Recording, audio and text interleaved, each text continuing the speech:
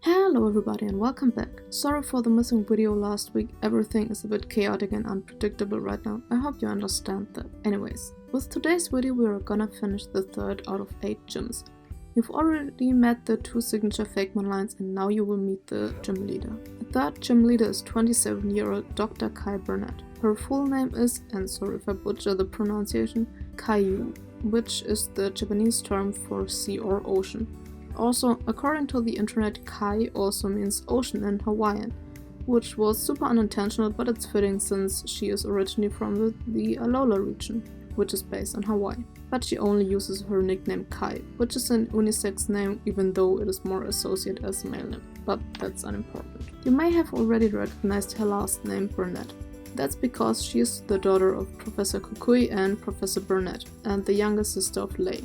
She was born and raised in Alola, where she studied to become a marine biologist. I'm gonna talk about this more in depth in the personal info part. However, other than the previous and following gym leader, her family is not leading a business. She's actually the founder of a marine life research station at the Jermanzburg Sea, which also functions as her gym. All the other gyms were long part of the Jermanzburg region, while this one is relatively new. There was a gym based on a legend of the 2 signature Fakemon before Dr. Burnet came to the region, but it was closed down. To better integrate herself and her research station, she decided to dedicate it to Beluga and Mermaid to show that she respects the local legends and the Fakemon, which worked really well. Her studies are very popular and get a lot of support. You already know that I like to introduce the gym leaders way before you're even near the gym. Here's the story how I can meet her the first time. This would be 100% optional by the way, so you can actually miss it. So you already know that the research station is very well received by the local people, but also by people from far away. It's a very popular place for school classes to go to learn how to be responsible with the region and how to care for Fakemon the proper way. If you choose to go into one of the trainer schools, you can join them on a trip to the station. However, you have to take a quiz and a battle against one of the students before you are allowed to join, since they don't take every kid with them that just randomly shows up. But if you succeed, you can go on the trip. Dr. Burnet will be waiting for the class right in front of the station. She welcomes you and would start to show you the station. And after that, the class is allowed to look around by themselves and ask her and the other employees questions. If you talk to her about her work, she will tell you that this station is specialized on protecting and exploring the Jermanzburg Sea. They are looking for and helping stranded and wounded Fakemon, clean the ocean, put trackers on rare or endangered Fakemon to collect data about their behavior, where they go, if they stay anywhere, if they go into endangered territories, for example routes that are used by trading ships or recently polluted water. Everything she tells you can be unlocked as side quests after you beat Gym 3. There's also a shop where you can get healing items for a lower price, and by that I mean you don't have to pay, but you can donate some money for the station. Just ask the employee in the shop for a healing kit and you get a set of 3 revives, 3 potions, 1 super potion, 1 burn heal, 1 awakening, 1 ice heal and 1 antidote. After you get it, they ask you if you want to donate something. You can donate as much as you want, but if you try to donate too much, they will stop you and say that they can't take this much money from a child. If you say you can't, that's fine too. However, if you try to get another free kit, they will tell you that every customer is only allowed to get 1. After exploring the building, Dr. Burnet will bring the class outside, where you can see a few pools, or rather enclosures, with Fakemon in them. Dr. Burnet will explain that this is the part of the station they keep Fakemon that were found, wounded or weakened, and they stay under medical supervision until they are healthy enough to be released again. You are again allowed to explore the station. If you do so, you will probably recognize that there are 2 different kinds of workers. The ones that are wearing similar clothing like Dr. Burnet, a wetsuit and a lab coat, and those who are looking like they could work in a zoo. I don't know how to probably explain it, maybe like imagine a wildlife ranger or something similar. Practical clothings, but they're like a uniform. Those are people who were, for example, caught throwing away trash in the nature or something similar. To show them how their behaviors affect the nature and Fakemon around them, they have to work at the station for a certain amount of time. I think it's called community service, but I'm not sure. Anyways, those people actually don't seem to have a problem working there. They are actually enjoying the work. You also learn that those who have done community service, they are often returned to actually work at the station as a full-time job or look for a job in the wildlife preservation field. After you've seen all of this, Dr. Burnet shows you the beach. There you can try out a few of the side quests that would otherwise be available way later in the game.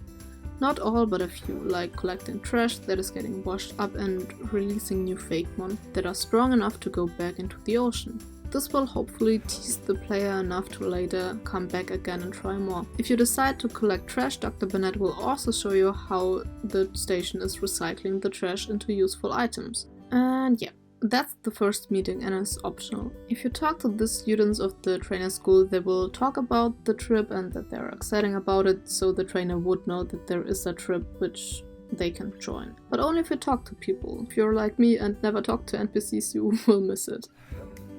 If Dr. Burnet saw you on the trip, she will be a lot more welcoming when she sees you again in the gym. And if you actually talk to her, she will start a small conversation before the battle, asking how your journey has been, etc. She will also ask if you healed your Pokémon before, or if you need more preparation time. I needed a way to show how your behavior is affecting others, and I think this would be a nice way. In case you don't go on the trip, your first meeting would be in the gym. She would be rather neutral and obviously speak less personal to you and just initiate the battle. Now to Dr. Burnet. As you already know, she was born and raised in Alola, where she also studied. She was always interested in nature, especially the marine wildlife, since there is a large variety in Alola. During her studies, she went on an expedition to Galar, since she heard that Corsola have adapted themselves in a very different way. When she arrived there and studied the Galar Corsolas, however, she was shocked to find out that the cute and colorful Corsolas she knows have turned into, well, undead and sad-looking creatures. She does learn that the first Galar Corsolas were a result of a meteor crash, so she tries to repopulate regular Corsolas by releasing them into the Galar Sea. However, those also started to lose color. She feared that they would die, so she decided to stop the project. It seemed to her that while the first Galar Corsola were a result of a meteor crash, the recent Corsolas are heavily infected by humans and the pollution of the sea. She did not find enough support in Galar to effectively open a program to save Corsolas, because people said that it's not man-made and that Corsolas always look that way. Even though she didn't want to leave Galar, she decided she first has to nurse the Corsolas back to health that she tried to release in Galar. At this time she heard of a Fakemon called Burnet and Coroil, where people investigated a similar phenomenon to Galar Corsola.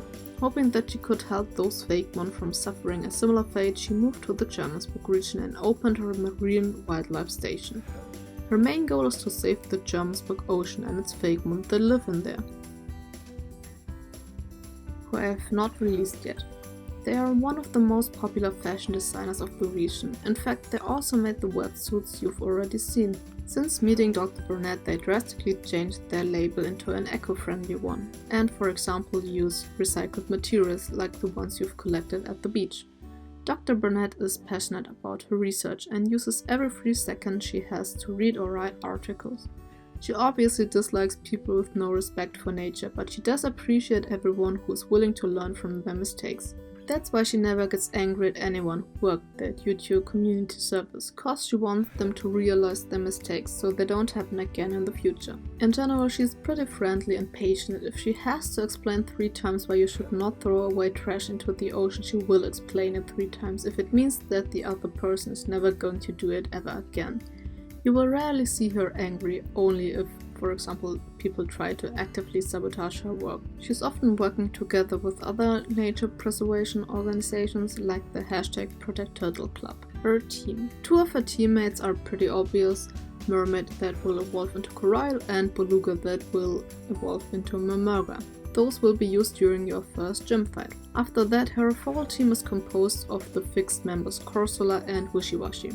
The last 2 spots always change between Delmice, Lantern, Sharpedo, Crawdon, Mantine, and Lapras. Now to her design. She's the daughter of Professor Burnet and Kukui, so I wanted to make that come across. That's why I modeled her hair the way it is. She's also wearing a lab coat like her father, Since she always has to be ready to dive into the ocean, she is wearing a wetsuit and goggles.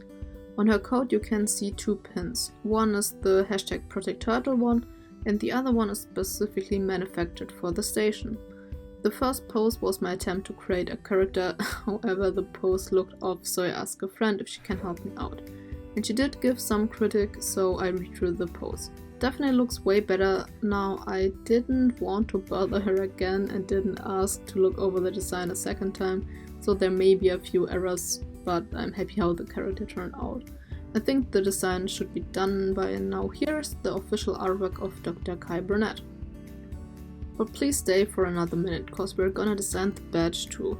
The last 2 badges included elements of both signature Fakemon, and so does this one. The wood of Beluga wasn't working, so I decided to use the algae from its mouth as an inspiration, and obviously the chords from Burnet and Coral. I wanted it to look like the algae are slowly turning into corals. It is definitely the most symmetrical looking one so far. I think it's my second favorite one actually. My favorite one is the Service badge from Gym 2. But what do you think so far?